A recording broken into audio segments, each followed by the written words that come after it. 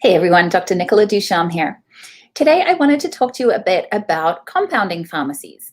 And it's something I realize not everybody knows about compounding pharmacies or what they are or what they do or what they can provide. So I thought I'd touch on that because I love compounding pharmacies and I think they offer sort of a really good bridge between allopathic medicine or Western medicine and pharmaceuticals, with sort of a more integrative approach that can have a lot of benefits because you don't get all the side effects of conventional pharmaceuticals. So a compounding pharmacy, in kind of lay people's terms, I would describe it as a pharmacy that makes all their own medicine. And so think about it, back in the day where pharmacies had the mortar and pestle, and they're creating their own kind of formulations and their own medications. And that's what compounding pharmacies have the ability to do today. And I actually feel really sad for compounding pharmacies because I feel like the government is the FDA is not really friendly towards them. They're getting more and more restricted in what they can provide because they're not big pharma. They're not churning out just tons of prescription medications as some of these big pharmaceutical corporations. So I think they do provide some competition for big pharma, and hence the government is coming down pretty hard on them. But I don't bring this up to get into politics. That's just a by the way. I really bring it up because I use compounding pharmacies a lot, and I think it's important and for people to know about them and understand what they can do. So think about a compounding pharmacy as being like your old-fashioned pharmacy, where they can make up your prescriptions in any which way in any dose. So some of the things that I find most beneficial. One is the dosing. So I'll give you an example here of something we use a lot called low-dose naltrexone. Low-dose naltrexone, or LDN for short, it's a substance that is used in autoimmune disease. It's used in immune deficiency states. And it's based on a medication called naltrexone, but the pharmaceutical companies make naltrexone in much bigger increments, which has a different usage. So 100 milligrams, 200 milligrams. Well, low-dose naltrexone is anywhere from 0.5 to 4.5 milligrams. So can you imagine if you have a tablet and say it's even a 50 milligram tablet and you're like, okay, I need to take 4.5 milligrams. How am I going to make this work? You couldn't cut it up small enough. You'd have to crush it and just guess, how much you were going to take. Well, a compounding pharmacy, you can go to them and say, I want 3.875 milligrams per capsule, and they will dispense it in exactly those increments.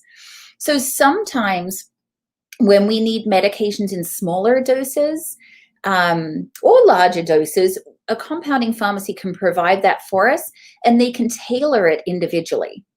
Another thing compounding pharmacies do a lot of is hormones, bioidentical hormones. They are compounded.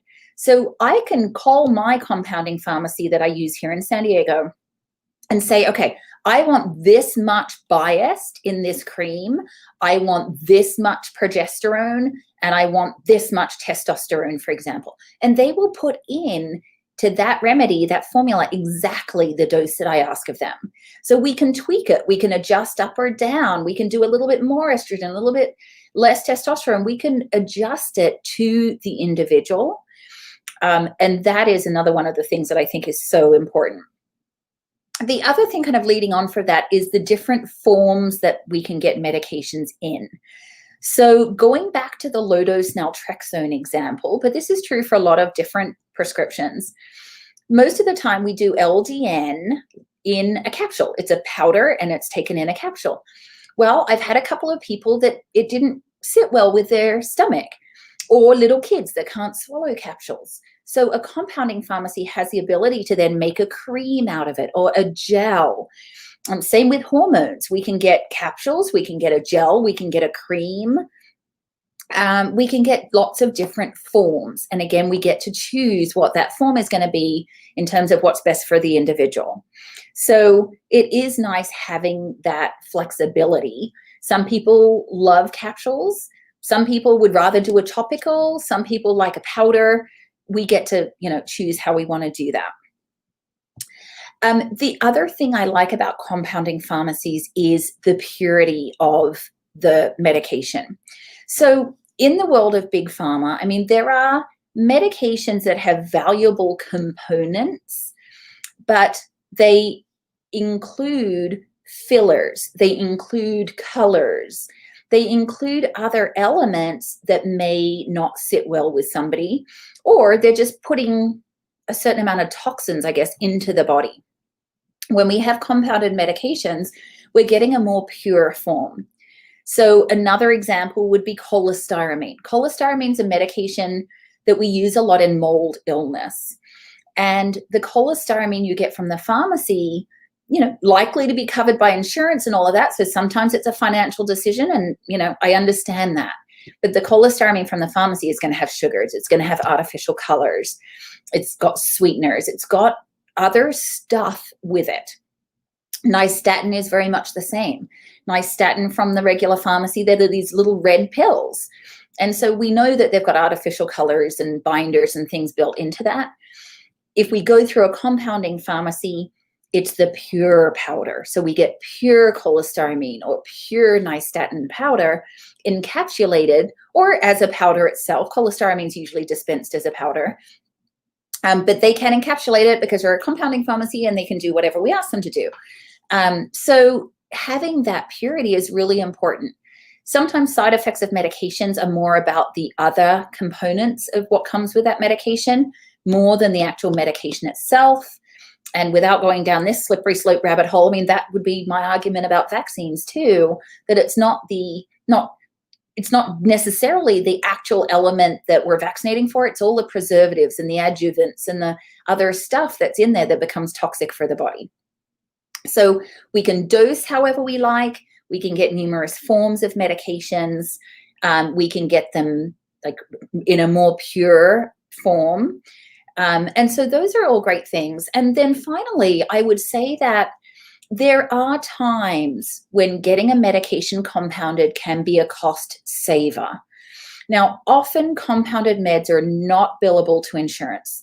So more often than not, there is an out-of-pocket expense that, we decide, is that worth it or not? I mean, something like LDN, you can't get at CVS or Vons or Target Pharmacy. You just can't.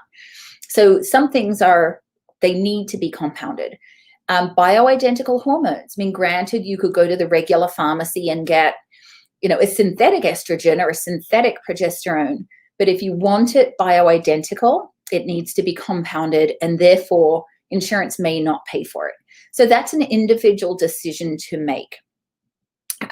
However, there are other medications that it comes in way ahead. One that I send a lot to compounding is tinidazole. Tinidazole is a medication that I use a lot in my Lyme treatment. There is a commercial version called Tindamax. However, Tindamax used for other contexts, not Lyme, is generally given as a 3-day course. Whereas for Lyme, we're doing 3 to 4 day pulses every single week. So often insurance will say, sorry, we're not paying. We'll pay for 3 days, but other than that, it's going to cost you $500 or $600. Whereas we could get the month's supply and pay $50 cash or $40 cash through a compounding pharmacy. So they're worth thinking about just when you need to get creative. If insurance isn't covering something you need, or if they're only covering a certain amount, sometimes a compounding pharmacy has kind of a more creative solution. And so it's worth kind of investigating that too. And compounding pharmacies often do carry other more well-known, like azithromycin or hydroxychloroquine, or some of these other antibiotics. They do carry some other medications too, depending on the individual pharmacy. So it's not just all the the homegrown stuff, I call it, but that really is their strength. So if you're not familiar with compounding pharmacies, that just gives you a little bit of background. I think they are amazing. I hope that they stay around for a long period of time because they offer such flexibility and individuality in how they make things. And even things, again, another example would be DMSA, which we use in heavy metal detoxification. That used to be a supplement, and the FDA deemed that it shouldn't count as a supplement, so it went to prescription, but we can get it through the compounding pharmacy as still pure DMSA powder, and they can encapsulate it for us. So there are lots of compounding pharmacies around. I'm here in San Diego, California. We have San Diego Compounding Pharmacy, which is my favorite. But wherever you are in the country or indeed in the world, compounding pharmacies are typically not that hard to find. And they're great to work with. So I hope that helps you understand the different options, that there are ways to get prescription medications that are more pure, that are tailored to your dosage needs, that are tailored to your needs of how to take it. And so, something to consider is to utilize a compounding pharmacy and be able to have that flexibility. All right, guys, so I hope that was valuable and that you learned something, and I will see you again really soon.